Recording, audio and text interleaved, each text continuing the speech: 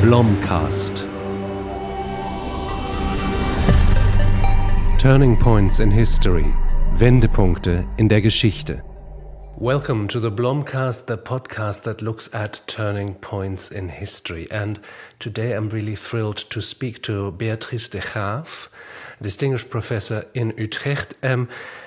Beatrice, I've been marveling at your professorial title. Can you repeat it for me, please? I'm a bit embarrassed if you pronounce it like that. I'm sorry, Philip, but the title is Distinguished Professor. It's just one of the categories you have in the Netherlands. I'm very happy with it because it means that you have quite a lot of research time, and the chair that I hold is History of the International Relations. History of international relations, that's what we are going to talk about. We are going to also talk about one turning point which you argue has really inflicted the world we live in today and one of its major concerns. And also, well, we can't but talk about today and what the international situation, the change, if not breakdown in international relations, or what I talk about on this podcast sometimes, the end of the West, means from your historical perspective. But let's jump right in. Your changing point is what? My changing point in history, if I would make a case, I would make the case for the year 1815. I wrote a book about this. Let me unembarrassedly flag it. You Must: Fighting Terror After Napoleon, one of many excellent books you have written. We will come to some of them, I hope, in the course of this conversation. But 1815, this takes us to Napoleon's Europe. What is so important about that date for us today? Well, you could argue, coming from the 21st century, and I started my studies at the end of the 20th century and at the end of the Cold War, you could argue that there has been a bell jar in which we have divided the world in two black blocks. Everything looked quite stable, also cemented. United States were our favorite partner every time around. And then after the coming down of the wall, it already started to crumble.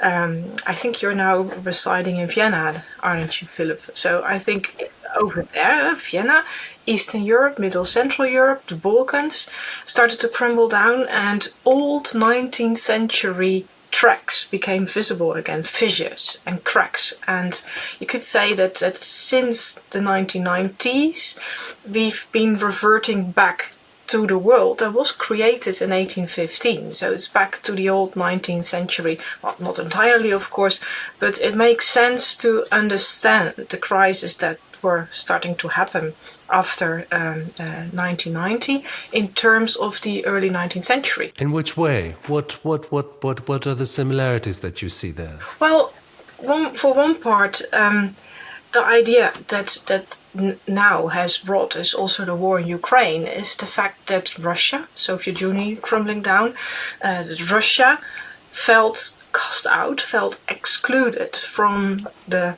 main alliances of Europe. And if you go back to 1815, Russia was one of the central key players of the Quadruple Alliance, the Congress of Vienna players, Tsar Alexander, Pozzo di Borgo, a lot of foreign diplomats from Russia.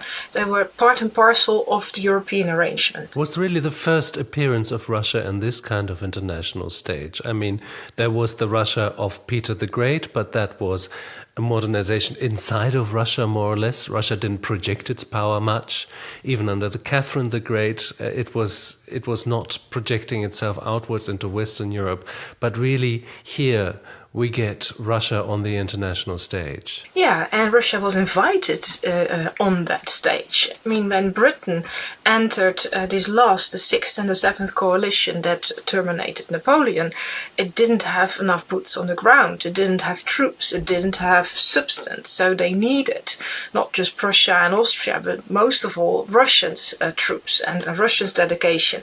And that's why Castlereagh, the foreign minister of Britain, went out through the winter of 1813, 1814, and he went to the headquarters of the Allied forces and bought Russia into the Sixth Coalition and paid heavily for it. And that meant that then in 1814 and again in 1815, Tsar Alexander marched as one of the victors under the arcs into Paris, which was for the Russians and for Tsar Alexander in particular, was a great, you could almost say a redeeming moment.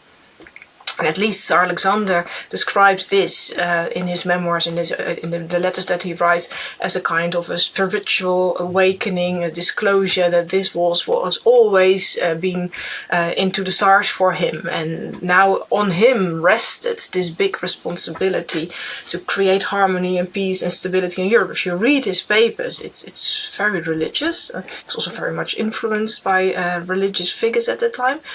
But now jump back forth to the present time, when Putin came into power, 2000, one of the first statues that he inaugurated was the statue of Tsar Alexander. And when Putin gave a speech to the German Bundestag in fluent German in 2000, he said, well, Russia's always been one of the big major players, and we should go back to that moment. So that was, I'm jumping to and fro time. That's okay. We can jump with you. That keeps us fit. I studied myself in Germany in the 90s. And back then, the idea was very much, where should we, for the Germans, of course, how should we project our power in the new Berliner Republic? So I was one of the last persons with my cohort studying in Bonn until 1998, and then Berlin became the capital of Germany.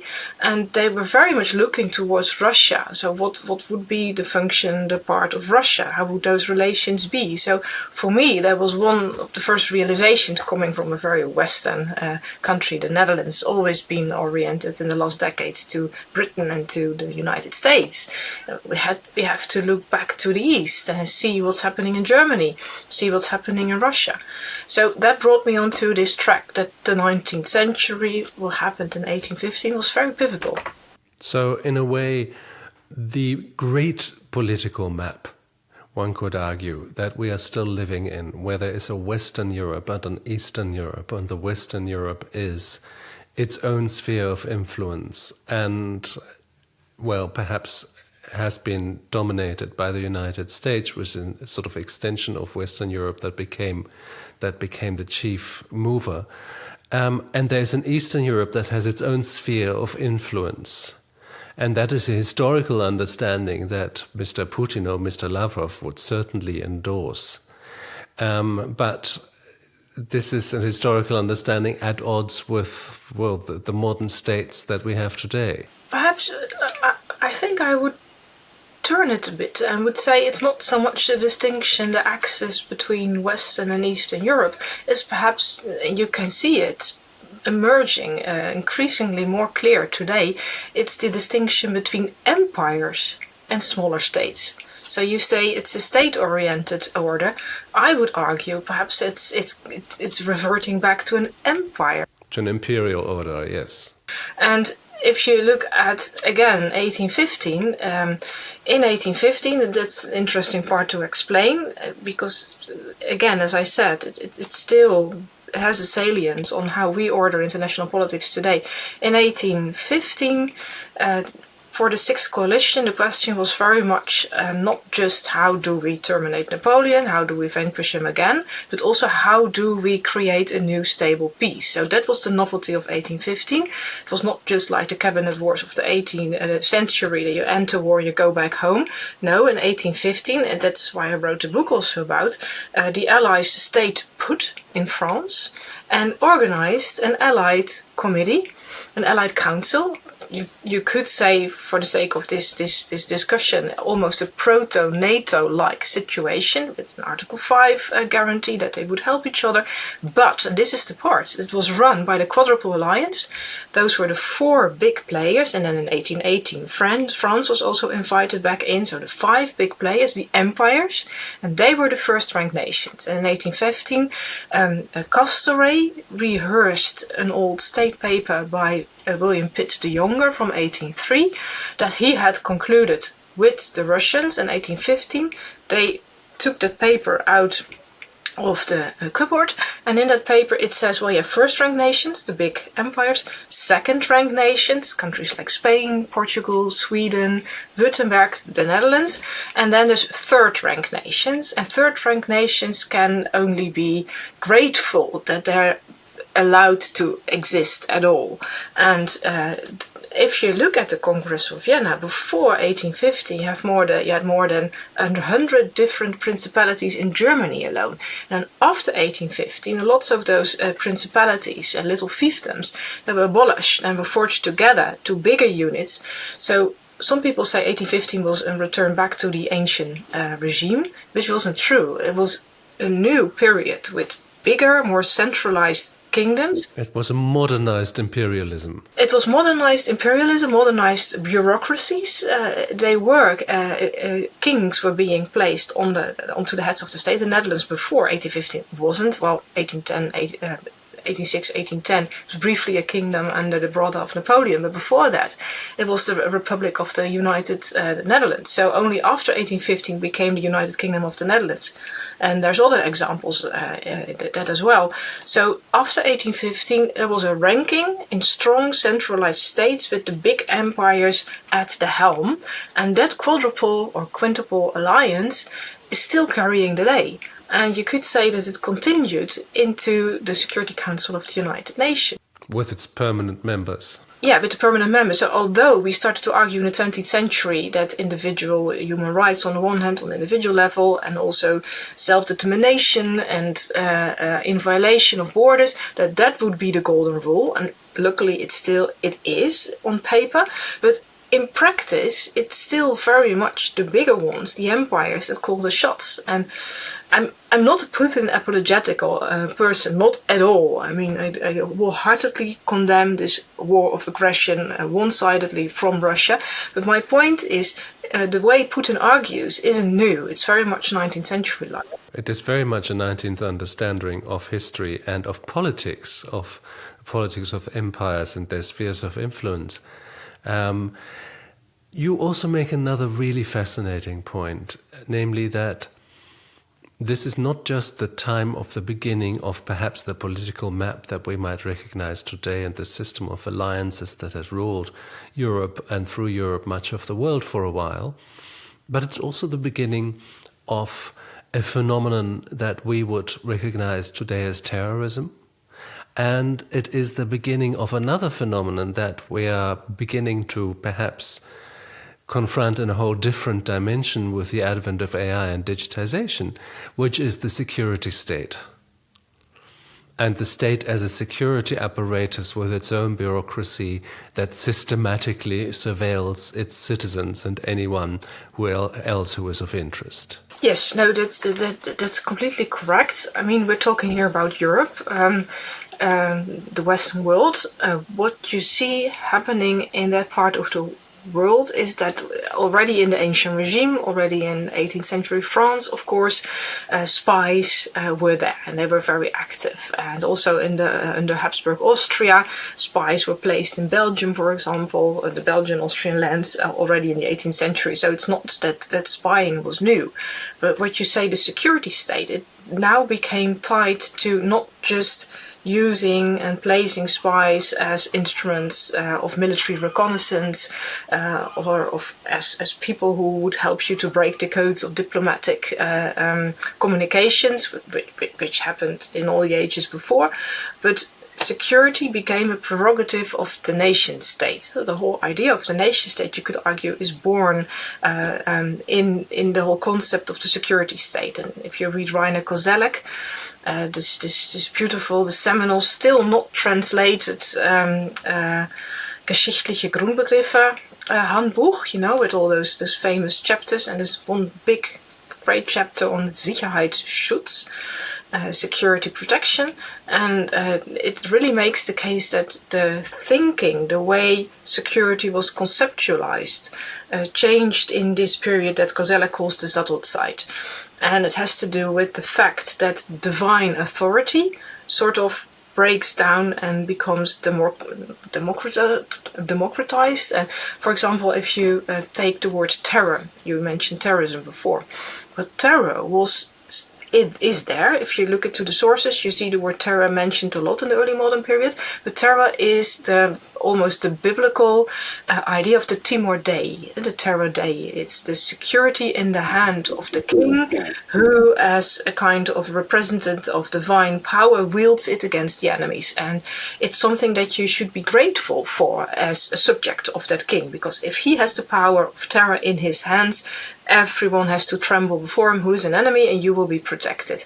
It's still embodied, materialized in King Charles II's sort of temporal and sort of divine justice. You remember the coronation, where they carried all the swords into the Westminster Abbey, so the 3 swords, I think, and one sword was the sword of divine authority, divine justice. He gets to swing that. Yes, he still has to swing that. That's the role of the Catagon, the one who staves off the evil power and is ordained. Constantine the Great was the first one who had that power, and then since then, the Emperor of the Holy Roman Empire, Franz, was the last one who was officially a Catagon.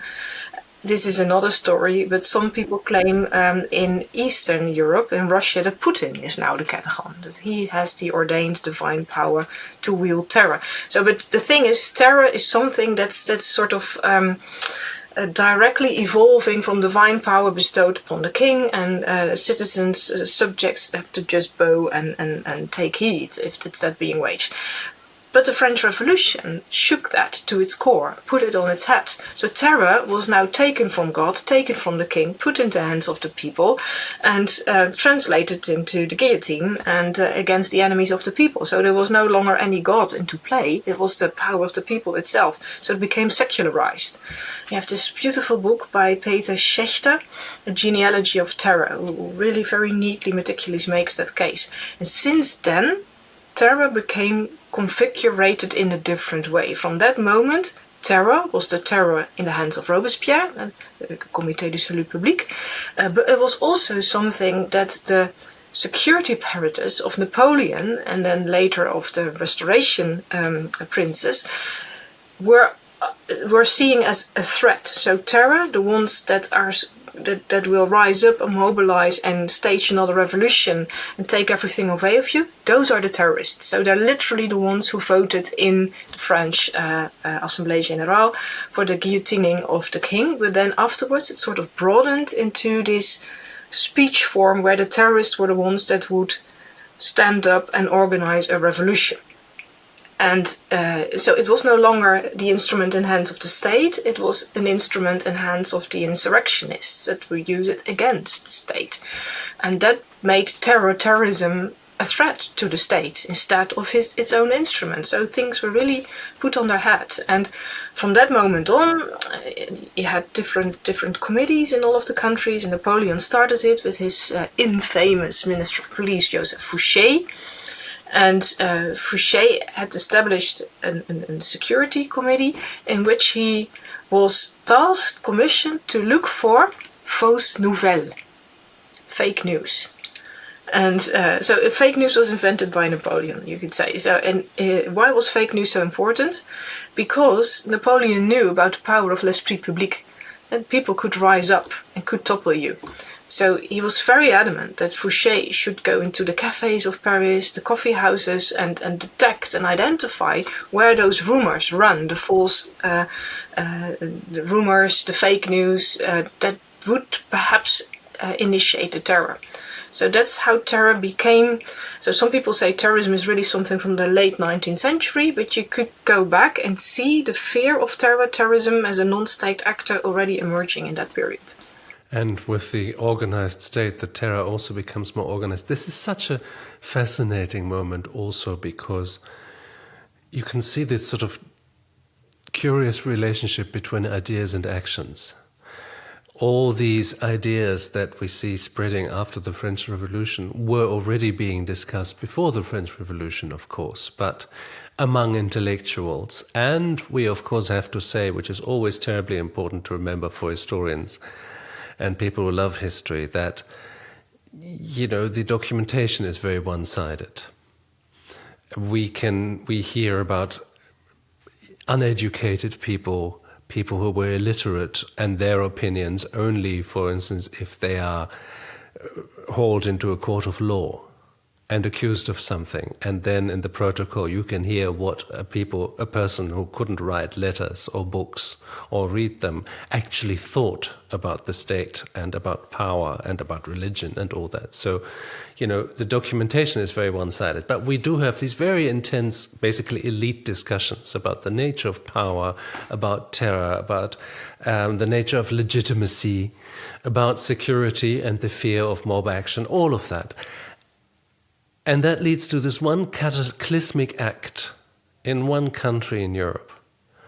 An act that, even the Habsburg family initially approved of, because they thought, well, this monarchy needed shaking up. They needed a bit of, something needed to happen over there. But it becomes much more than a change of a political system, a complete intellectual earthquake. I mean, there had been the American Revolution, there had been the English Revolution, of course, but this one really rippled across Europe at an incredible and astonishing rate, and again creates a completely different intellectual environment, a completely different possibility for people to discuss things. It reminds me a little bit. Bruno Latour wrote that very beautifully. He said that, before a republic could be born, there had to be new figures on the stage of history. Figures such as the people, figures such as social justice, figures such as the republic. And once people had them in their heads as possibilities, they could also think about them. But they still had to be created and put on the stage of the public discussion. And that happens there around the time of the French Revolution so strongly. And you see very much that, the different world that you pinpoint here with 1815, where states that had been absolutist now become authoritarian security states, which is a model that we still recognize very well, because today it's the only alternative to liberal democracies that are sort of around and thriving. If I may add to that, what I really find fascinating in exactly that process that you're describing, that what Latour also circumscribed, people discussing things, making things happen, seeing things happening around them, and then reacting upon that. What Latour, I think he calls that the chain of translation, doesn't he?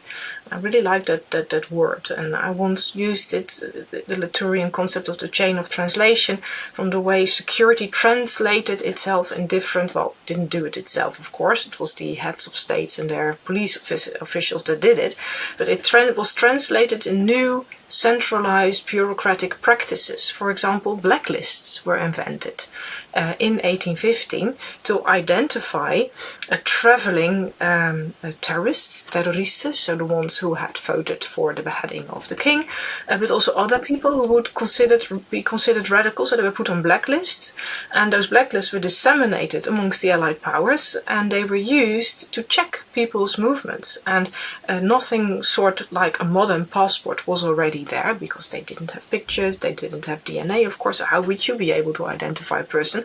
But you had laissez-passés, kind of letters. It's a lovely idea that you have passports with little drawn portraits in them. Yeah, pour les portraits, indeed. You were circumscribed. But the interesting thing is, you in order to be able to travel, you should have enough stamps of all the Allied powers through Europe after 1815, and also not be on a blacklist. So those are the translations of security practices that affected normal people. And normal people protested against that. They sent letters. I found those letters in the archives. So you're right, it's one of the main challenges. So my question is always to the students, if you look at 1815, you can look at 1815 from the vantage point of a Wellington or a Metternich. But my question would be, how would an ordinary person of your age and position in life, how would they travel through Europe? So for me, the starting point to write this book was, I was 40 at the time, how would a woman of 40 be able to travel through Europe in 1815, and what would she see around her if she did that? What did you find out? Well, there's no footage, of course, so that makes it so interesting. So what would you see? Well, luckily enough, there are diaries, there are memoirs, and there's also an important thing of 1815, that women played quite a strong role in also contributing to the sentiments of the time in letters, in books. It's not just Jane Austen, who writes exactly at that moment, or just before, has two brothers fighting Napoleonic Wars, but it's also Glenda Sluga, my colleague professor, also wrote about this. It's Madame de Staël. Well, Madame de Staël, very importantly, yes. But also I found the diaries of Louisa Adams, the wife of the first American president, but he was back then. He was an ambassador in St. Petersburg, and then also had to go to Paris, and she had to drive by carriage from St. Petersburg to Paris during the winter of in the early spring of 1815, and that was exactly the moment where the 100 days period came to an end and all the troops were mobilized again. So she ended up in the turmoil of the mobilizations. The 100 days period during which Napoleon was exiled to Elba, and they thought now he will be quiet and become a gentleman of leisure and just play golf. And Napoleon somehow didn't quite agree, and he came back to cause more trouble. Exactly, and in that trouble, she had to drive to Europe, and we have her letters and we have her diaries, and it's amazing. So how would she pay for her travels? Well, due to the Barings and the Rothschilds and the international bankers and their wives, you could use papers of value, and you could change them in Frankfurt and in other places where they always had some relative around who were able to vouch for you. There were postillons, there were post houses. If you had enough stamps on your laissez-passer, they would also let you through. There were the Napoleonic age also left us with telegraphs, optic telegraphs, the semaphores. So you could signal quite swiftly, and you could send telegrams quite swiftly from Petersburg to Paris. So she did that trip within 3 weeks, which is with a little son of 7 years old. So Miss Adams in Winter is the book called. Diderot took a lot longer, 2 generations before going to St. Petersburg, yes. Yeah. So you're right. It's the way, not perhaps totally ordinary, but people not on top of the pyramid, how they looked at it. So you could look at writings from women, civil servants, clerks. It was an explosion, of course, also from that social strata in society. So not just the nobility, but also the civil people. It's very interesting that you emphasize that role. And here too, I mean, first of all, there were a lot of novelists who were women. Surprising number of women lived of writing novels and fed families, often didn't have husbands, but were quite successful popular novelists. And of course, that also disseminated ideas. And then, of course, we come to the greatest amount of printed stuff there was, which we tend to forget because we were all used to basically to wrap around herring or cheese or something, which was pamphlets. Cheap 1 or 2 page things that were sometimes rhymed, often satirical, sometimes very rude, sometimes downright pornographic. But and those pamphlets had anonymous authors, and it's quite possible that a lot of women wrote for those. Mm-hmm. And again, in Britain and in the Netherlands, but also in the Rhineland, the press was quite liberal. So it was possible to print that. It wasn't curtailed. It was far more difficult to do that in Vienna, or let alone in Russia, or even in France, where even after 1815, censorship was quite harsh. So, for example, in Brussels, it was really considered a hotbed of radicalization because it was French. No longer. No longer, no, not really. It's now a European Commission town. It's very much controlled. But in 1850, it was joined to the Netherlands, so the northern Netherlands. And the Netherlands were enlarged with what now is Belgium. And Brussels was the capital. And actually the Netherlands had then two capitals, The Hague and Brussels. And the king alternated. But in Brussels, life was far more southern-like. It was more liberal. It was more French. It was Catholic. Yeah, it had best of both worlds. So it had the Dutch northern Protestant liberties. So the printing press could do whatever it pleased. So a lot of libelous and pornographic and radical newspapers appeared there, to the extent that Metternich was so angry with the newly established king of the Netherlands that he said, if you're not going to clamp down on all those liberal and that hateful and that spiteful press people in Brussels, we will use the Allied army that was still deployed in France and invade the Netherlands if you do not stop the presses and expel those persons. He was quite seriously, and then the Duke of Wellington had to come and to placate the sentiments a bit. Yeah. Sometimes history sounds worryingly present. Tell me, Beatrice, you've recently received a lovely distinction in the Netherlands. You've been invited to give the Huizinga lecture, and indeed you've done it. That is a very prestigious lecture, and in the Netherlands, one of the peculiarities of that intellectual world is that instead of getting prizes, you get invited to do some work, namely to give a lecture, which is a great honor. And of course, this is named after the famous historian Huizinga. And this is a moment when one sits down and thinks, now I have to write this speech. And people expect me to tell something to my country, to tell my people something of the greatest importance. They're all looking to me now. What was the thing of the greatest importance that you told your nation in the Huizinga lecture? Well, for starters, this is it. For starters, that Johan Huizinga, after whom the lecture is named, really is an internationally famous historian that we shouldn't forget. He wrote things like The Autumn of the Middle Ages, a wonderful evocation of medieval life.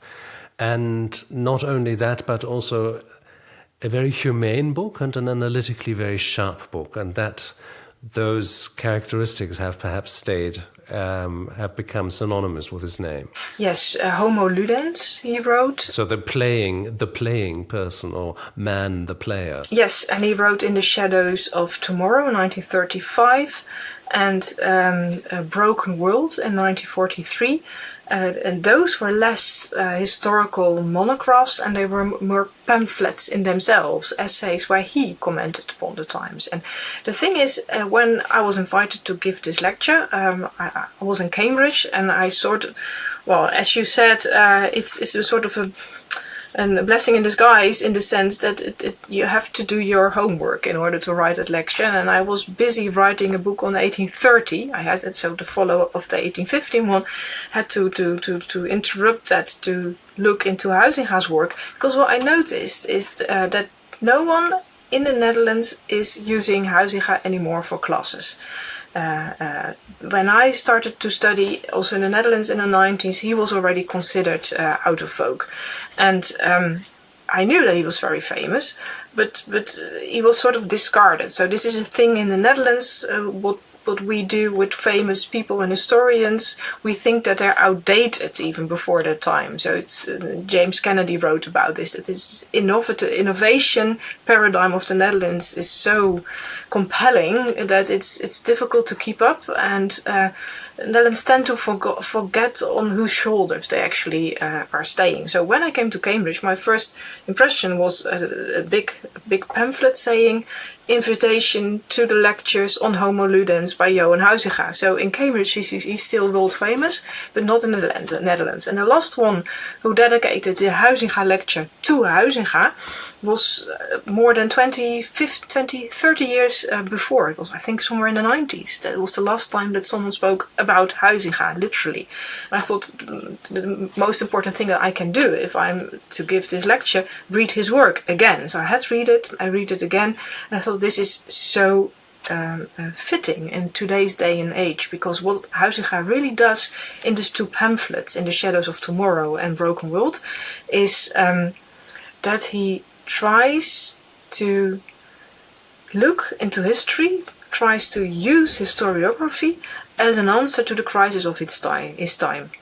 So he turns it into applied history, if you like, and also on a meta level. So he questions whether history can help in times of crisis and pressure.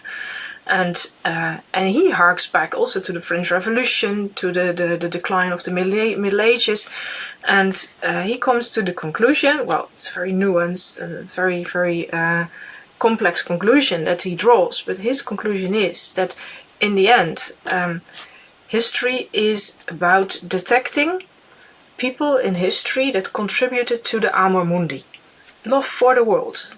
So Amor Mundi is actually attributed to the divine power, to God. Huizinga was a remonstrant, so very liberal, free-thinking, not church-going Christian, and only in his later life did he revert back to it. And you have also to know, we could do a whole podcast about Huizinga, but he was arrested because he spoke out as a professor at Leiden University after the occupation by the German Nazis. He spoke out in favor of Jewish colleagues, and he spoke out against the Nazis and against occupation. And he already had made quite some aggressive rants against Oswald Spengler, Untergang des Abendlandes. He hated Spengler. Famous German cultural pessimist. Yeah, he said Spengler is a charlatan. What Spengler's doing doesn't make sense at all, doesn't stand up to rigorous historical research. So he already had made some enemies in Germany, and then in 1940 stood up against the oppression and the expulsion and the persecution of Jews. And he was himself put in a concentration camp and later under house arrest. And he died in 1944. And so he didn't witness the end of the war. So he died in the deepest, darkest circumstances. And in those circumstances, a couple of months before his death, he wrote his last essay, Broken World. So I'm telling this because it's, well, your hair stand up, because he still uses that insight to claim for the Amor Mundi, for hope for the world. And he sort of translates this classical phenomenon of Amor Mundi into how you have to write your history as an historian. So what does he say? How do you? I mean, that is a very touching gesture. It's also a very Christian thing. But what does this man in this deeply existentially desperate situation write? Well, he tries to go back to what makes the civilization of Europe, has made the civilization of Europe so special, so vivid, so colorful. Not just the civilization of Europe. He's not generalizing or making the European civilization into something superior, because he wrote his PhD on the plays and playwrights in India. So he was quite a globetrotter himself. He was not, well, of course he wasn't in our day and age now. If you look back, we would find him probably far too conservative. But in his world and in his day, he was quite open and quite cosmopolitan. And what he tries to do is to flesh out church windows, paintings, plays, things that help humanity try to elevate itself above its level. So his idea of self-verheffing, I don't know how would you translate that in self-lifting up, lifting yourself up. I mean, it's not a word that I could put into one word. Yes, it's a very Dutch word. It's a very 19th century word. It's a very Protestant word as well. We're deeply in a sort of Protestant mentality here. Yes, I think you're right. And it's also very 19th century. It's very bourgeois. So your self-betterment, one would perhaps say, but that has the wrong connotations in English, because it sounds social, as if you're learning to eat with knife and fork. But in this Dutch concept is much more spiritual. It's a bit perhaps akin to the German idea of Bildung. that you have to become something sublime. Yeah, I think that's a good translation. It sort of invokes the same associations. But for Huizinga, de Amor Mundi he says, een grondtoon moet erin doorklinken van mededogen. Yes, there must be a baseline of compassion. Exactly, a baseline of compassion with the shortcomings towards your own shortcomings, towards the shortcomings of the other. And it should be propelled by a desire for peace and justice, peace and righteousness. And he then harks back in his last pamphlet, he harks back to the knights of yore. He says, well, of course, I know the late medieval decades, they were not an harmonious situation. There was a lot of corruption and roaming around. Yet the ideal, the Hofse ideal, the courteous ideal of the noble knighthood, it was there. And it sort of helped people think that the world could be better than it was now. So he sort of argues that you have to tell and explain and lure your readers into imaginative, colorful, almost tasteful memories of that past that lifted people up above themselves. Let's engage with this lovely conservative utopia of how to write history. Is that how you write history today?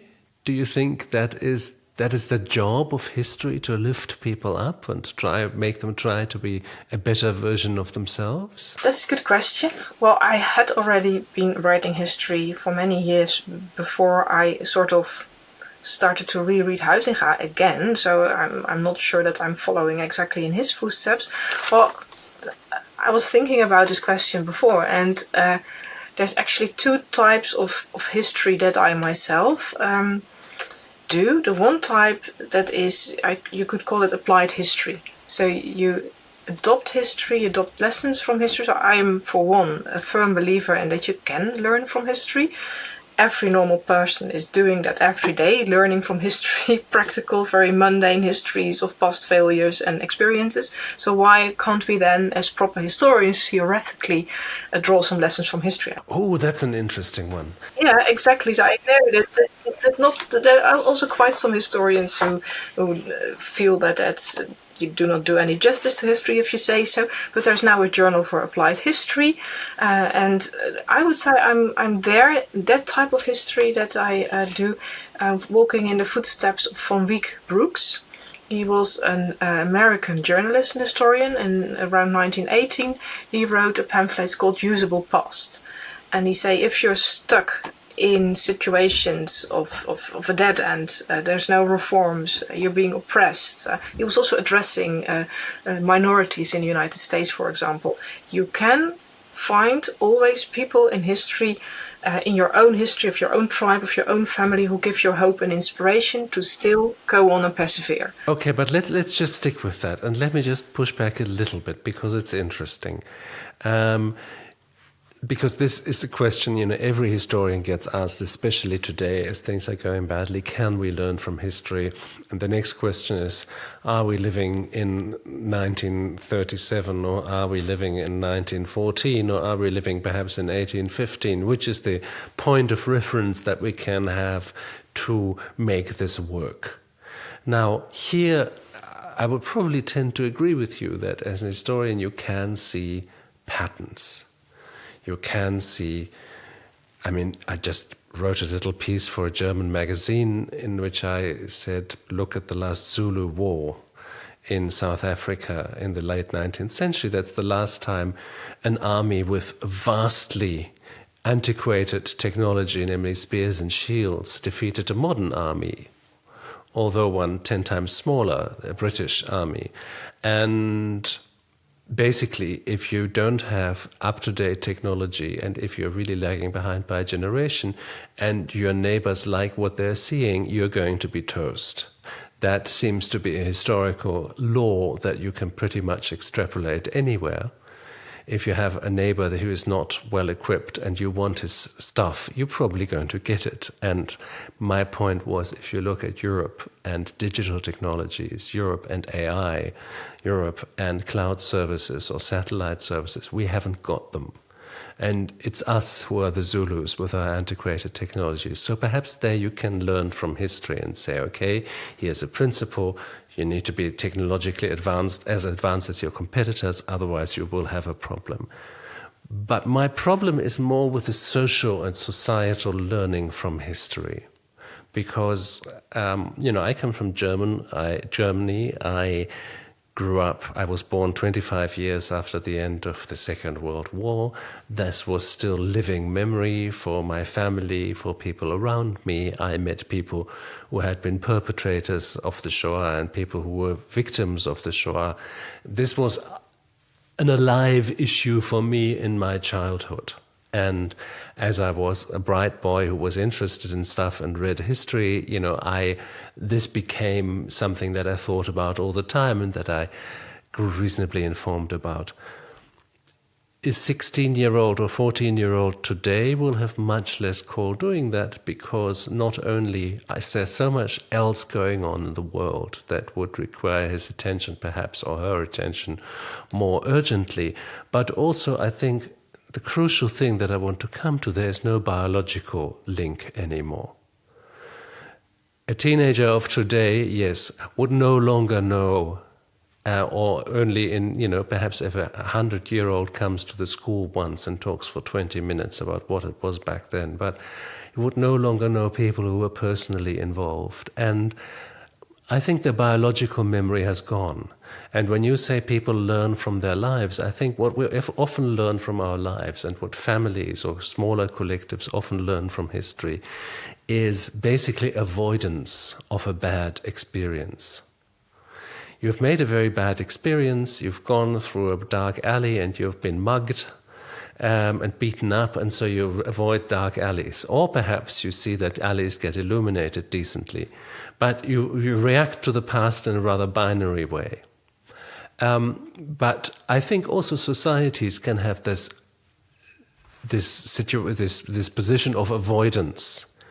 And I think the Second World War was such an event that Europe was created to avoid that happening again, and therefore to go against nationalism, to have states that are so strongly interconnected through trade and political ties that another war would be impossible.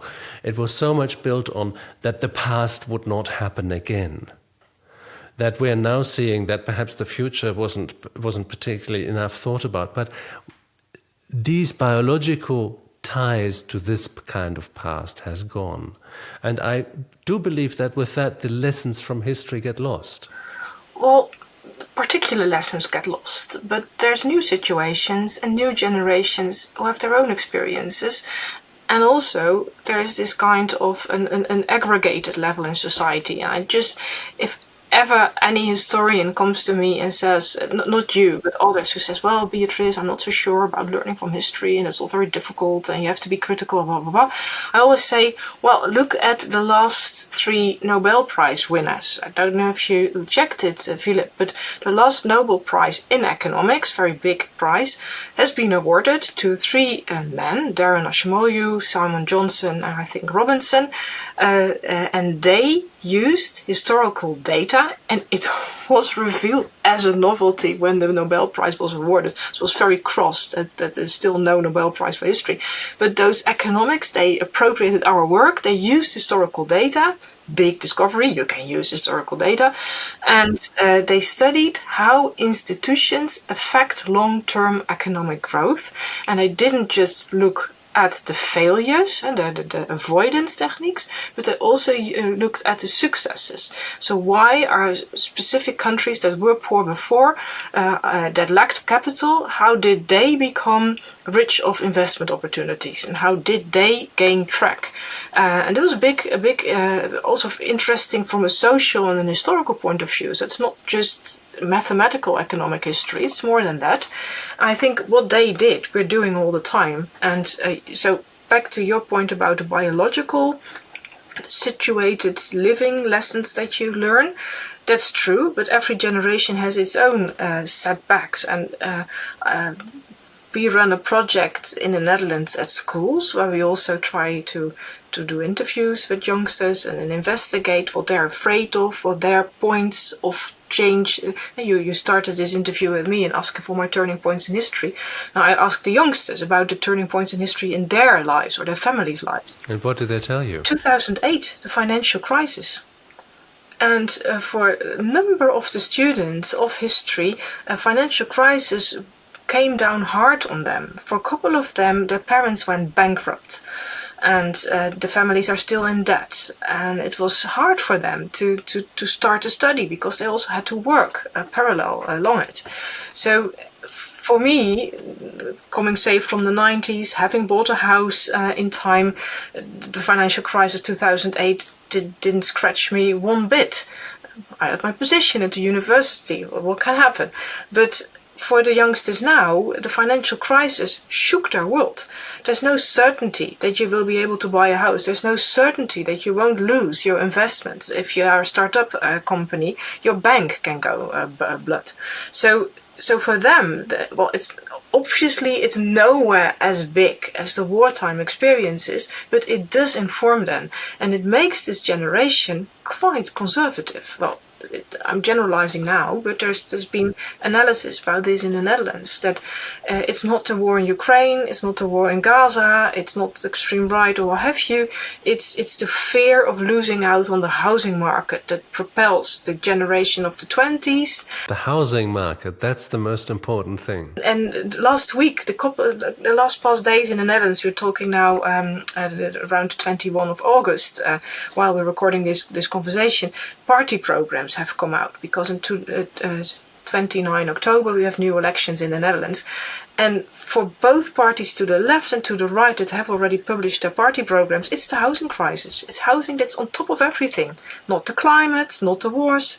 So it's very conservative, and for me it makes sense, because for the new generation, the people that now start to vote, that is very much on top of their mind, and that's a lesson from history as well, that you have to look at the situated, historicized feeling of crisis, of perhaps even destitution, that is there amongst your generation. Look, this is really fascinating, and this brings us quite naturally to the concluding consideration. Here we are today, and you say, yes, we can learn from history. You've done a lot of thinking and a lot of work about the balance between security and freedom. About the balance, if you have a perfectly secure state, it's almost certainly a dictatorship. And if you have a perfectly loose and liberal state, then all sorts of nasty things can happen. And then there are those who may work with those fears even more. So you say, yes, we can learn from history, and we're in this situation where we feel an obvious degradation and decay in the quality of our democracies, and sometimes they seem to vanish altogether. What can we learn from history about this moment in which we find ourselves? I'm thinking back about the book that I'm trying to write now about 1830. It's the revolution that's leading up to the revolutions of 1848. And it's a very interesting one. There are some parallels with today, because people had security. Napoleon was vanquished. People had already some kinds of liberty, at least in the Netherlands and in Britain, with the Reform Act in the Netherlands. So not yet a democratic constitutional democracy, but they were getting there.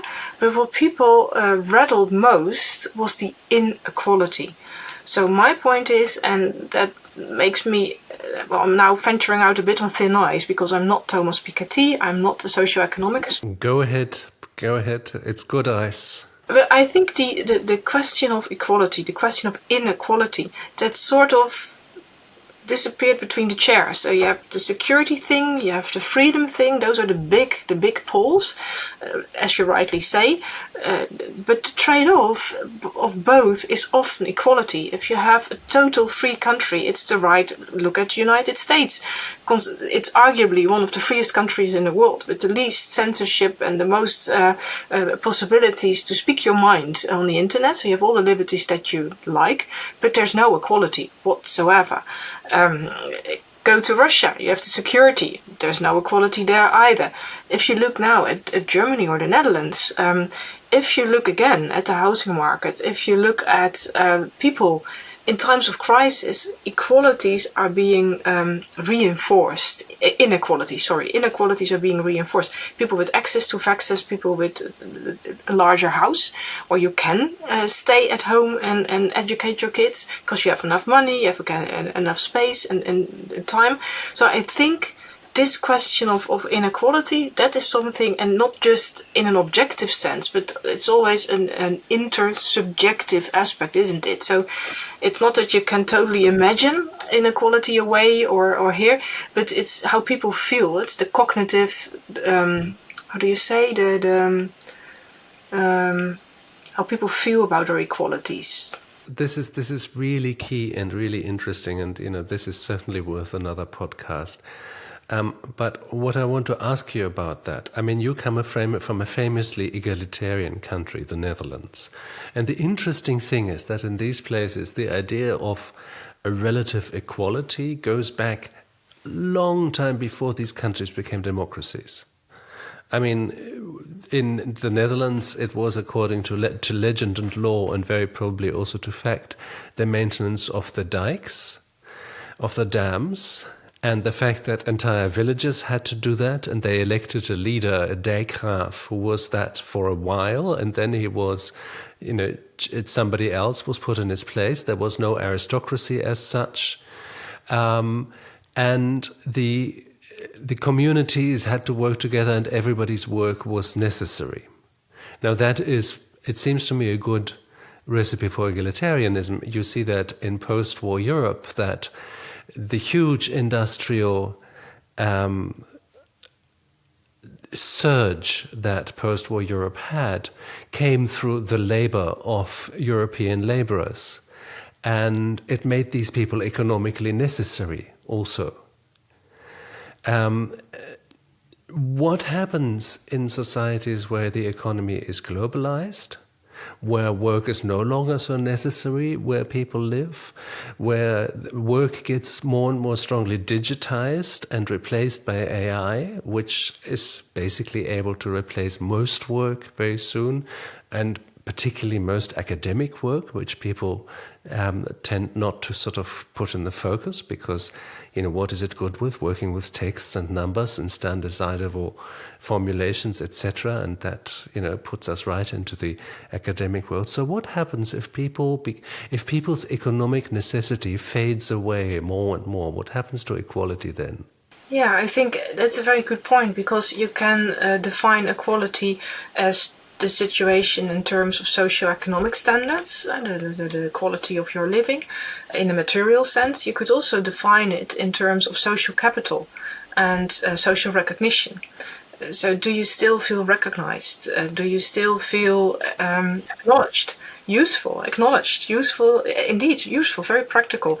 And also for people with a higher education, you can be very educated, but without any social capital, without links, acquaintances, some kind of empathy. We also have in the Netherlands, and probably in Germany as well, a struggle with the generation, the last 3-4 years of students who find it very hard to feel themselves around in larger groups of people, be confronted in the classroom with questions from the teacher. So there's some kind of awkwardness amongst the younger generations to articulate themselves properly, to make new social links. They find it increasingly difficult. It's also, that's another podcast again, Jonathan Haidt's phenomenon of this new generation. But there's something onto that, and I would say it aligns with equality. So do you feel equal to other people that you see out there on the street, on television, in the internet? Probably not. And that does something with people. And well, you're talking to someone who's studying conspiracy theorists and extremists and terrorists, and lots of them start with the feeling that they're not being seen, they're not being taken seriously, they don't matter. And then they want to become from a zero to a hero again. They want to matter, they want to signify something. And by committing the most horrific, most extreme form, committing an attack makes you significant again. You're talking about something that seems to me of a huge significance. I always think the probably biggest underestimated political motivation is humiliation. And in our societies, millions of people are humiliated by various faceless forces that make them less useful, less recognized, less respected. Sometimes these forces also have a face, sometimes these forces even have a gun in their hand, but they don't always. But this phenomenon of humiliation is tied in with inequality, and it's tied in with recognition very crucially. Beatrice, our time is up, but our discussion is only just beginning, and it would be lovely to take it up another time and to dive right into the work of Huizinga or the questions around inequality and the future of our democracies, because that is something that I think moves us both. But for today, I can only say thank you for being my guest on the BlomCast, and I hope to see you here again. Thank you so much, Philip. And in that next time, I would like to discuss this other type of history that Huizinga has introduced, and that I also like to do, that's trying to catch the historical sensation. Then it's just history from an aesthetic point of view, the beauty of it. But that's another discussion. Yeah. Beatrice, you're on. That sounds like a wonderful subject, and we are going to do that. And thank you very much for listening to this BlomCast. You can tell your friends and relations about this podcast. You can take out an ad in the papers. You can write it on your car and drive around. Let people know that this marvelous, totally underappreciated podcast that's going on, where you can learn and be entertained and meet interesting people. You can also subscribe by hitting that little button right under there somewhere. And you can even buy me a coffee and contribute to further BlomCasts, because I would like to delve more into this. I would like to devote more time to it, and this is my grand plan for at least a part of the future. So for now, bye-bye and speak to you soon.